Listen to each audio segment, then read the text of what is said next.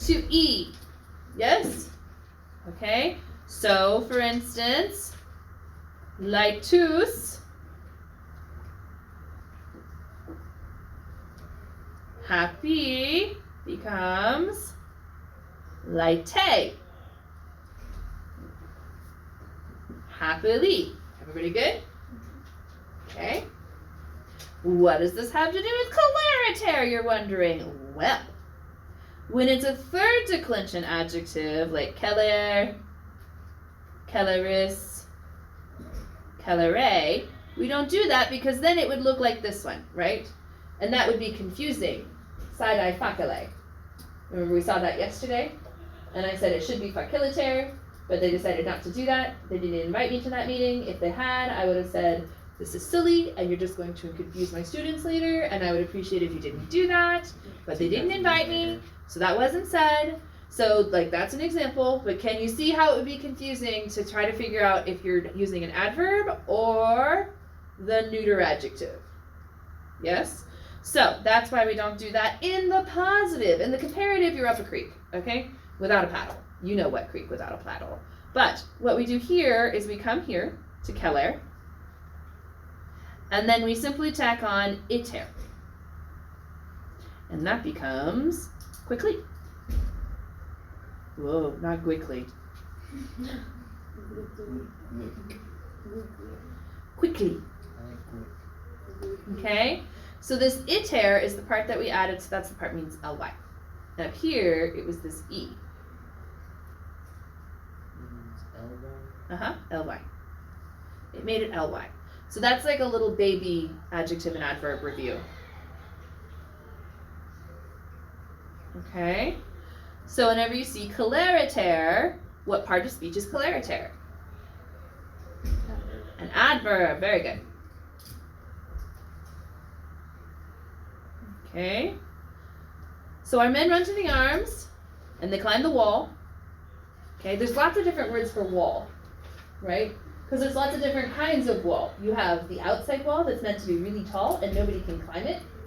And then you have the inside walls that are just meant to like define a space, right? And then you have the outside wall of a house, which is meant to like, it's weird. There's lots of different words for wall. But wallum is the one that actually, as far as I know, came over into English as wall.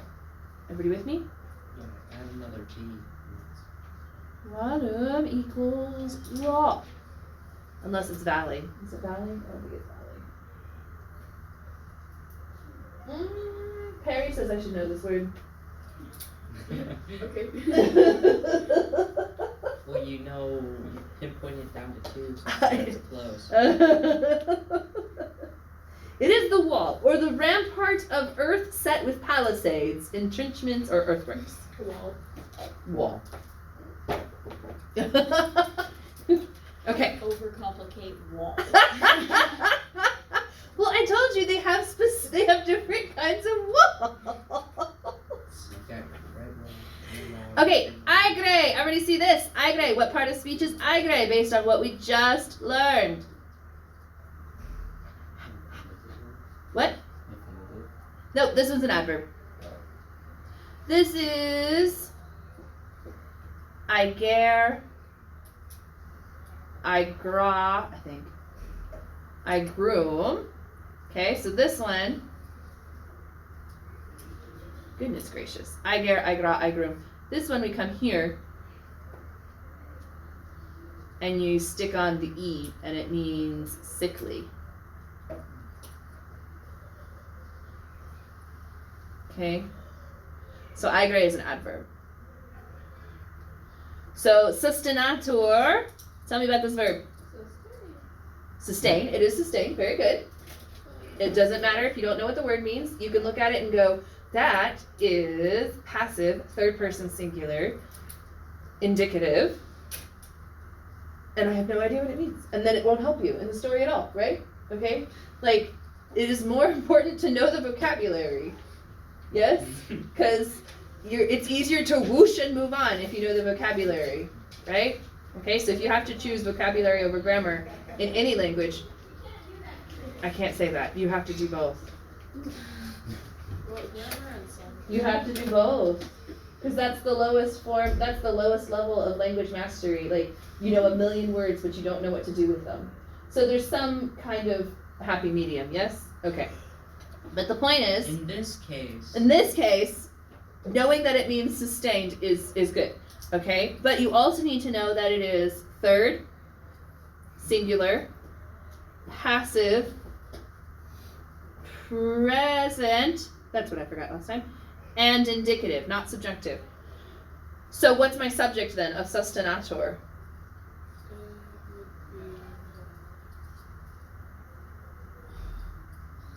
Don't make it hard.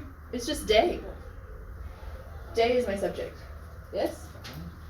Day, not deus, dies. Yeah, dies. So this day is sustained sickly because you see coleritate, which is not coleritaire. So this is now an ablative, right? Okay, because the enemies put all hope in speed. Yes? They had one shot. And adepti. What is adepti? Having adapted? Ooh! Adepti is a deponent. Let's go to our deponent verb page while we're here. I have a new deponent for you. I've never seen it before. Well, I have, but I don't remember it. Adipiscor. Adipisci. Adeptus sum. Means to gain. It can also mean to attain to.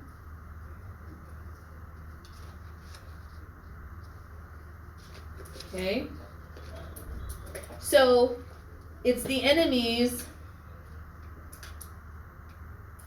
were putting all their hope in speed, and adepti then, can you guys figure out what it's doing in the sentence? Like what role it's playing? Is it an adjective? Is it a noun? Is it a verb? What's going on? What do you think it's doing?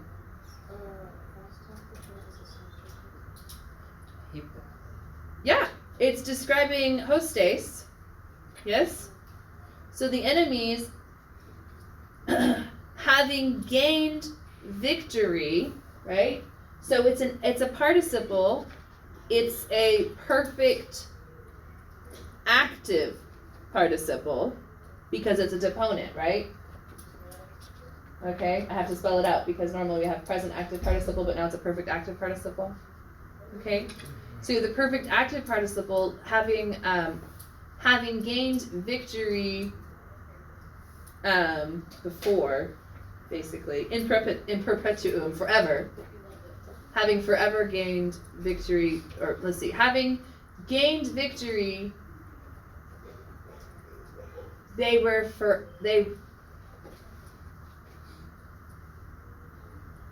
so fore, hang on, we're gonna get there. But fore, do you guys, so I know what fore is. Do you guys know what fore is? Nope. This is futurum or futuros or something like that. That part doesn't really matter. Essay. Right? So anytime you see fore, and I don't know who decided that whenever they made that contraction it would come out as fore. But it is futurum essay, or at least it should be, and if it's not, I quit. Flip a desk and walk out. There's no footnotes, which means it has to be that. Okay, so they were confident that. So this is what's happening. They were confident. This is going to trigger kind of an indirect statement. Kind of. Okay? So they were confident that having gained victory, then this is our accusative subject, they would be winners forever. Forever, in perpetuum. In perpetuum. It doesn't fit. Forever and ever, in perpetuum. Se fore victores convidebant victoriam adepti. Yeah, it's time for Whipple to go home and go to bed. It is time. Let's It is talk time. But everybody good with confidebant? They were confident that it's happening in their head and their heart. Yes?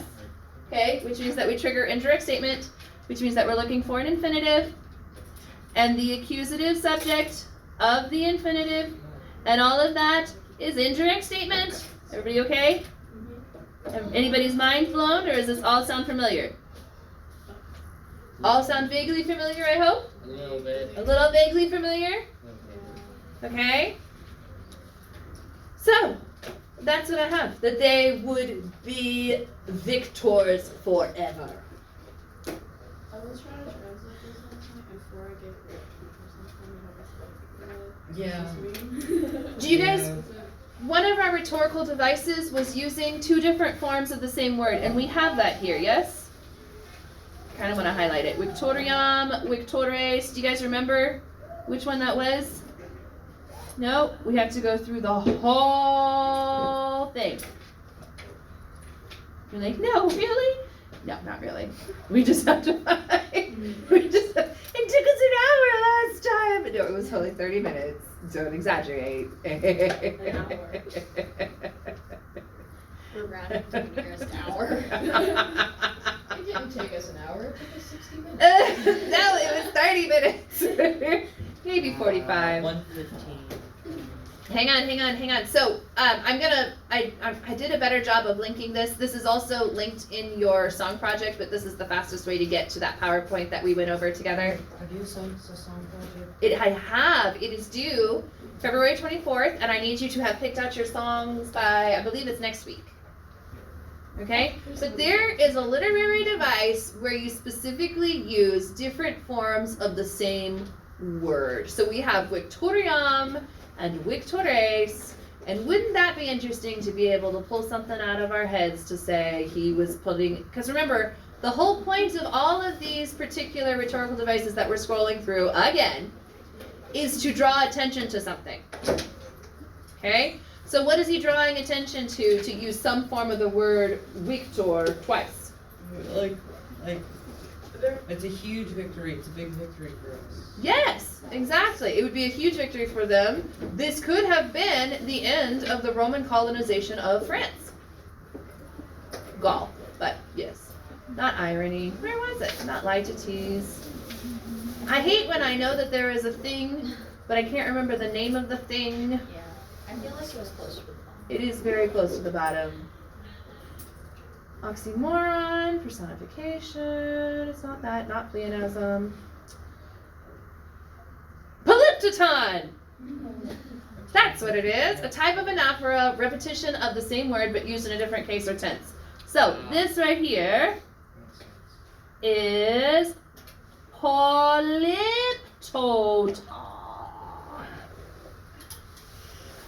That's a T. Oh, poly is multiple. Yes! Yeah. Many forms.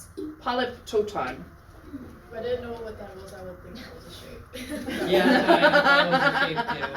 Because of poly, yeah. Yeah, poly. So, well, it and sort of is a many, shape. too. It sort of is a shape. It's the shape of the words changing, but it's the same word. Yes? Okay. Everyone okay? Yeah. You feel pretty confident?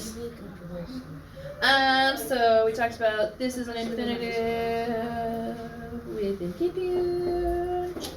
This is genitive le, and this is genitive le.